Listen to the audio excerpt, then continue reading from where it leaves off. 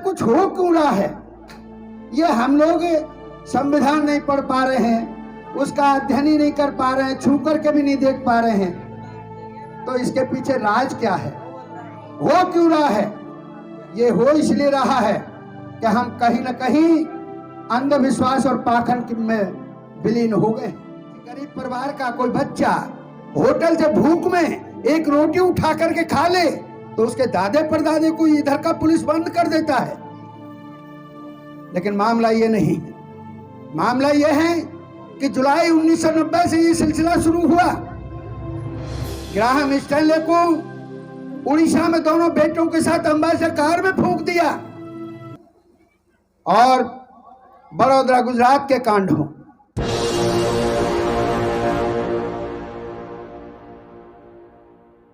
तो मीडिया पर आप लोगों की बात पहुंचाते हैं।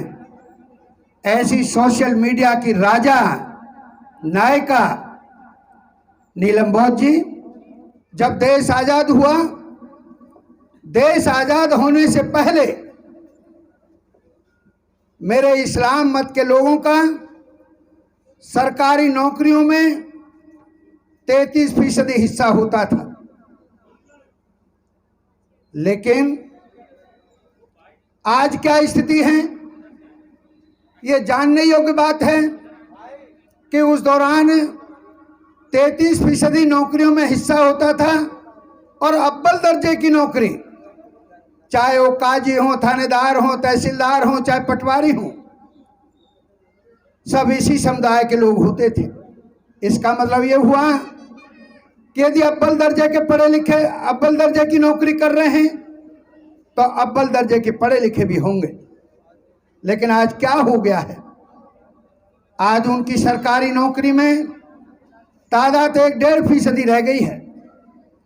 तो क्या कारण है कि अब इस देश का मुसलमान पढ़ना नहीं चाहता, सरकार की नौकरी में जाकर के पैसा कमाना नहीं चाहता, या फिर इस काम को कहीं कोई रोक रहा है? छोड़िएगा, मैं ये भी बात मान लेता हूं कि बगैर नौकरी के, बगैर पढ़ाई लिखाई के भी जिंदगी चल सकती है। लेकिन इस देश में जिंदगी महफूज हो तब ना। आप लोगों ने देखा होगा अलीगढ़ के बार-बार के कांड, मुरादाबाद के बार-बार के कांड, मुजफ्फरनगर का कांड, भागलपुर बिहार का कांड, कोटा राजस्थान का कांड, बड़ौदा गुजरात का कांड और दिल्ली का भी कांड। छोड़िएगा, इनकी बात छोड़िएगा। ठीक है, ये राजे महाराजे रहे, हमारा कोई वास्ता नहीं बनता है, क्योंकि हम तो तब भी राया थे, प्रजा में ही शामिल थे। इस देश में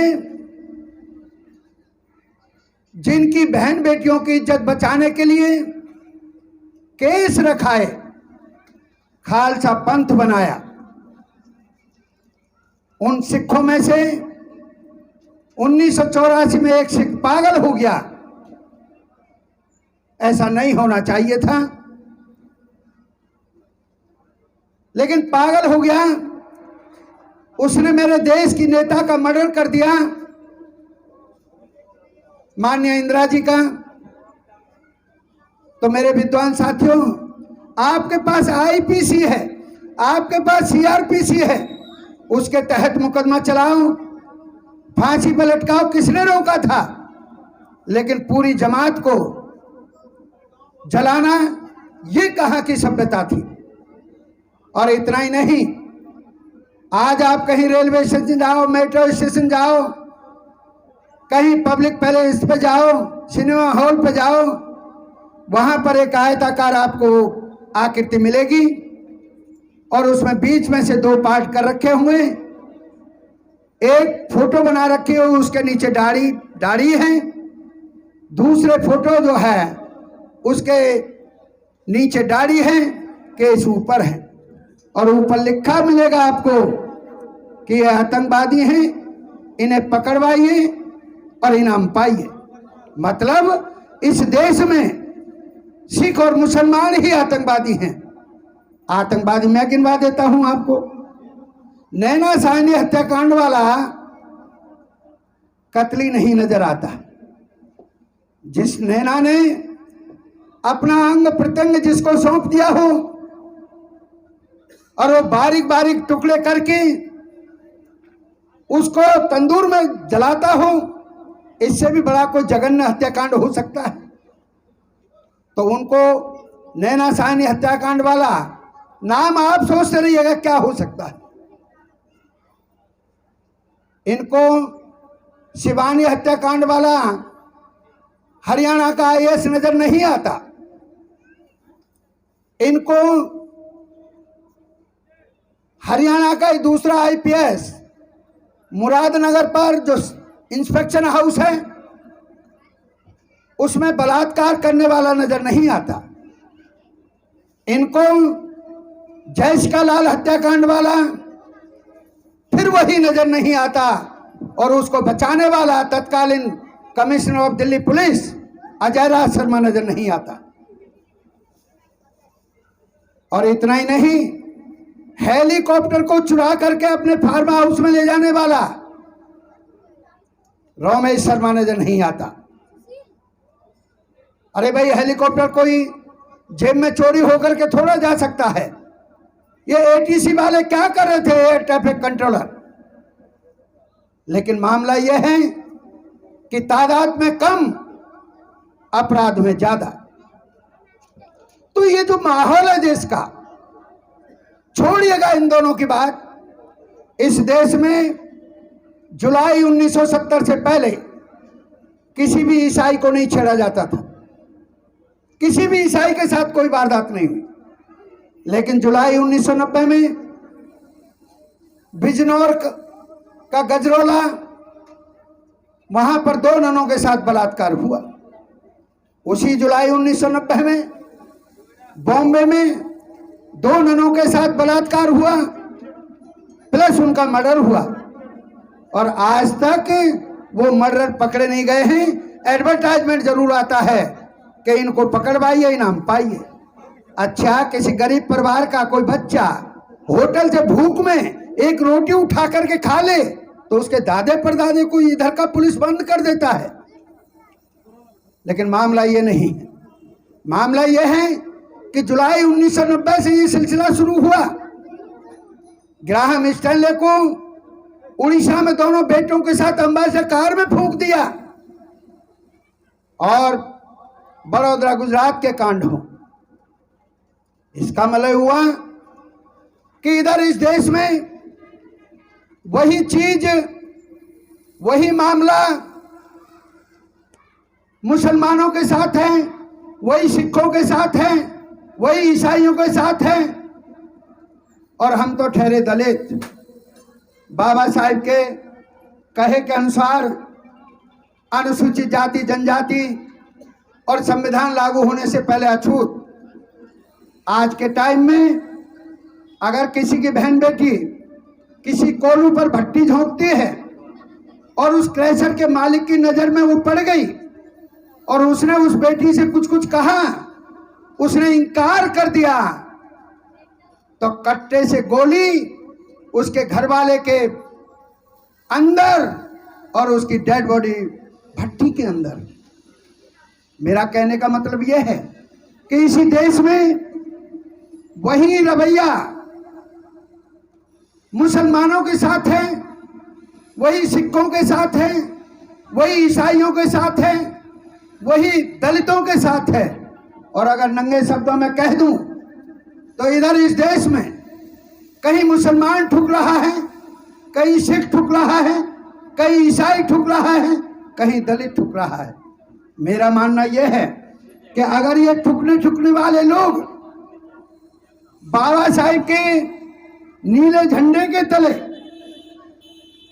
ये ठुकने वाले लोग बाबा साहिब के नीले झंडे के तले इकट्ठे आ जाते हैं, इकट्ठा हो जाते हैं।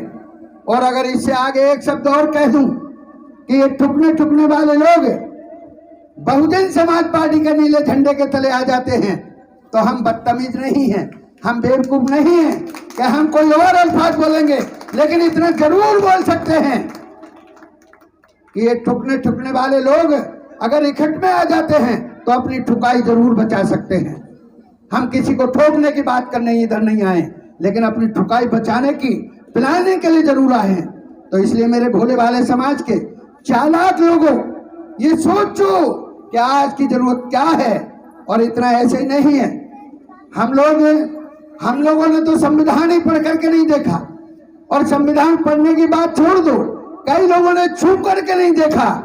जिस संविधान के तहत मैं बढ़िया ये सूट पहनता हूँ, ठंड के मौसम में टाई सूट बूटेड हो जाता हूँ, नौकरी खाता हूँ, तनख्वाह लेता हूँ, अच्छे अच्छे कपड़े लत्ते पहनता हूँ, बच्चों को अच्छे कॉलेजों में स्कूलों में पढ़ाने की बात करता हूँ, लेकिन मैं बाबा साहेब का संविधान नहीं पढ़ता हूँ, तो मेरे से ज्यादा बेशर्म फिर कौन होगा? कौन मेरी हिफाजत करेगा? क्यों? क्योंकि इस देश का 38वां मुख्य न्यायाधीश ये कहता है कि भारतवासियों को भारत के संविधान में ही भगवान मिल सकता है। एस.एच. कपाड़े जो 38 में इस देश के मुख्य न्यायाधीश रहे हैं, उन्होंने कहा है कि भारतवासियों को इस देश के संविधान में ही भगवान मिल जाएगा, भगवान मिल सकता है। और आज के जो चीफ जस्टिस ऑफ इंडिया हैं चंद्रचूड़ साहब, उन्होंने बाबा साहेब के विषय में कहा है, उन्होंने ये कहा है कि बाबा साहेब डॉक्टर B.R. अम्बेडकर के हैं, हम ऋणी हैं और उनका कर्ज हम चुकता नहीं कर सकते। क्यों? क्योंकि संसार भर के संविधानों को जब देखा जाए तो उनसे कहीं बेहतर, बहुत बेहतर अगर कोई संविधान है तो वो भारत का संविधान है। इसलिए मेरे विद्वान साथियों, जिस संविधान में हमारे हक हकूक सुनिश्चित किए हुए बाबा साहेब ने, तो हमें अपने अधिकार तो पढ़ने चाहिए, तभी तो अधिकार के बाबत आप लोग संघर्ष कर सकते हैं, छीन सकते हैं। क्योंकि अब अधिकार मांगने से नहीं मिलते हैं, अब तो अधिकार बाबा साहेब के कहने के मुताबिक छीनने चाहिए, छीनने ही पड़ेंगे, तभी कहीं मिलेंगे। तो मेरे विद्वान साथियों, ये सब कुछ हो क्यों रहा है? ये हम लोग संविधान नहीं पढ़ पा रहे हैं, उसका अध्ययन ही नहीं कर पा रहे हैं, छू करके भी नहीं देख पा रहे हैं, तो इसके पीछे राज क्या है? हो क्यों रहा है? ये हो इसलिए रहा है कि हम कहीं ना कहीं अंधविश्वास और पाखंड में विलीन हो गए हैं। मेरे पूज्य भंते जी पीछे बैठे हैं। मेरे पूज्य भंते जी बहुत ताकत लगाते हैं।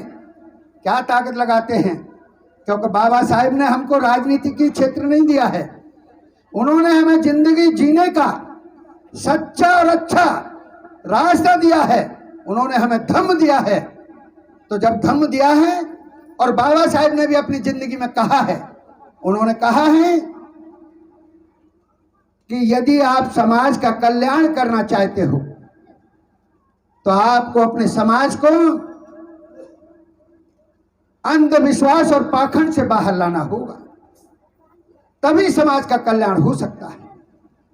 उदाहरण के लिए यहां पर इस जागृति, बहुजन जागृति मंच के अध्यक्ष होंगे, बैकवर्ड के हो सकते हैं, शेड्यूल कास्ट के हो सकते हैं, माइनॉरिटीज के हो सकते हैं, सवर्णों में से भी हो सकते हैं। बहरहाल आदमी है, इंसान है, मानव है। अब वो चुनाव में जाएं और चुनाव लड़ें, न को बाबा साहेब चुनाव लड़ने का मौका दे गए हैं, संविधान दे गए, मेरा भी हक बनता है, मैं चुनाव लड़ूंगा, और वो विधायक बन जाते हैं। लेकिन घर में पूरा पुरोहितवाद है, घर में पूरा अंधविश्वास और पाखंड है, और उनको कहा, परिवार के पुजारी ने, पुरोहित ने, नको भाई वर्मा जी, क्योंकि शपथ ग्रहण समारोह है, पूर्व दिशा में मंच लगी है, वो कहते हैं घरवाली से, विधायक जी जब विधायक बन गए जीत करके, तो उनकी घरवाली से कहते हैं कि अगर आज वर्मा जी पूर्व दिशा में गए तो जान माल का खतरा हो सकता है। उन्होंने घरवाले को कहा, विधायक जी को कहा, विधायक जी बोले भाड़ में जाए, मंत्री पद तो अगली बार भी मिल जाएगा, पहले जिंदगी रहे तब तो ना। अब भाई अगर विधायक जी उसी चक्कर में रह गए अंधविश्वास और पाखंड में, तो मंत्री पद की शपथ तो कोई न कोई लेकर के जाएगा। इसलिए हम लोगों को अंधविश्वास और पाखंड से बाहर आना होगा। और सबसे बड़ी बात मैं एक कह करके मैं समझ रहा हूँ, और आपसे ज़्यादा, चूँकि मुझे उत्तम नगर में एक और प्रोग्राम में जाना है, कि हम लोगों ने एक काम नहीं किया है। अगर वो काम कर लिया होता तो शायद आज हमारी ये हालत न होती, कहीं बेहतर बहुत बढ़िया हालत होती। क्या कि मैं नहीं कह रहा हूं, फिर मैं इसे एक एग्जाम्पल के माध्यम से आपको समझा करके जा रहा हूं कि जब राजा अकबर और बीरबल का समय था, अकबर का दरबार लगा था, बीरबल उनका मुलाजिम था, मंत्री था, तो अकबर ने अपने दरबार में एक बात पूछी कि इस संसार में कौन सी चीज बड़ी है? तो बीरबल ने कहा साहब प्रचार बड़ा है। उसने औरों से भी पूछा, किसी ने कहा पैसा बड़ा है, किसी ने कहा जायदाद बड़ी है, किसी ने कहा धन बड़ा है, किसी ने कहा औलाद बड़ी है। बहरहाल किसी ने कुछ बताया, किसी ने कुछ बताया। बीरबल ने कहा साहब प्रचार बड़ा है। बोला तू सिद्ध करेगा? तू पागल है, तू देख नहीं रहा हो, लोग तो कुछ और कह रहे हैं, तू कुछ और कह रहा है। कह साहब मैं ही सही कह रहा हूं। कह तो सिद्ध करेगा? करूंगा। वो गया एक मोची के घर, एक जोड़ी जूता तैयार करवाया और उसे ये कहा कि कुछ लंबा बनाएगा जूते को। तो मोची ने कहा साहब कीमत बढ़ जाए, कीमत की चिंता मत कर, और उस जूतों पे हीरे जवाहरात और लगाएगा। कि साहब कीमत, अरे कीमत की चिंता मत कर भैया, ये पंपलेट बाद में बांट देना, देयर विल बी डिस्टर्बेंस। तो बीरबल ने सारी शर्त मान ली, मोची ने सारी शर्त मान ली। एक जोड़ी जूता बनाया गया। मोची गया, पैसे दिए, जूते को ले आया, ला करके एक जूता तो अपनी अलमारी में बंद कर दिया और एक जूते को कपड़े में छिपा करके अंधेरी रात में ले जा करके जो पाके मस्जिद थी नज़दीक में, उसकी सीढ़ियों के करीब 2 मीटर अलग रख दिया। सुबह को मौलवी साहब अजान के लिए जगे। जैसे ही वो अजान के लिए जगे तो इस तरह का लाइट वाइट व्यवस्था नहीं था। डिबिया चिराग जलाया। जैसे ही वो जलाया तो उधर जो हीरे जवाहरात वाले जूते थे उससे लाइट रिफ्लेक्ट होकर के आई। जब लाइट रिफ्लेक्ट होकर के आई तो मौलवी साहब का दिमाग उधर गया। उन्होंने बाहर जा कर के देखा तो एक जूता था। जूता भी साइज में अजीबोगरीब था। तो उनके दिमाग का और कोई बात नहीं सूझी, केवल एक ही बात उनके दिमाग में आई, ओए होए अपनी मस्जिद पाक है। रात इधर अल्लाह ताला आए और जल्दी जल्दी में जूता भूल गए। और अजानी लोग आ गए, नमाजी लोग आते गए, बात बढ़ती गई। राजा अकबर तक भी पहुंच गई। राजा अकबर भी चले अपने वहां से। जैसे उन्होंने वो जूता देखा उन्होंने भी मत्था टेका। आखिरकार खुदा का जूता था ना, मत्था टेका। मौलवी साहब से कहा कि मौलवी साहब मेरे लिए क्या आदेश है? तो मौलवी साहब ने कहा कि ये आखिरकार खुदा का जूता है, इसकी तो झांकी निकलनी चाहिए। राजा का आदेश हुआ, झांकी तैयार की गई। झांकी में जूता रखा गया। जूता आगे आगे चल रहा है झांकी में, पीछे पीछे हजूम चल रहा है। तब एक मोड़ पर फिर अकबर बीरबल मिले। अकबर ने कहा हाँ भाई बीरबल, उस दिन तो तू कह रहा था प्रचार बड़ा है, देखना आज तो ये जूता बड़ा है। बीरबल बोला राजा साहब हमने उस दिन भी कहा था और आज भी कह रहे हैं कि प्रचार बड़ा है। अकबर बोला तू पागल है, देख नहीं रहा जूता झांकी में चल रहा है, पीछे हजूम चल रहा है। कि तो राजा साहब मेरा एक करबद्ध निवेदन है कि आप इस झांकी को यहीं रोकने के आदेश पारित करें। झांकी रोक दी गई। जैसे ही झांकी रोक दी गई बोला मैं अभी आया, और वो घर गया, दूसरे वाले जूते को निकाल करके लाया और कपड़े में छिपा करके लाया, बीच हजूम में ला करके बोला कि एक और है, ये खुदा का जूता। अकबर बोला अरे तूने ये क्या किया, तूने ये क्या किया, मेरा भी मत्था टिकवा दिया। तब उसने कहा बीरबल ने, ए राजा साहब इस जूते को मैंने इस तरीके से स्पॉन्जर किया इसको पहचान दी, इसका प्रचार प्रसार किया, ताकि वही नजर आए जो आप देख रहे हो। इसलिए मेरे बहुजन समाज के भोले भाले लोगों, आप लोगों को भी अपना प्रचार प्रसार करने का तरीका आना चाहिए। आपको अपने अधिकारों का खोज करके ढूंढना चाहिए और फिर उनको छीनना चाहिए।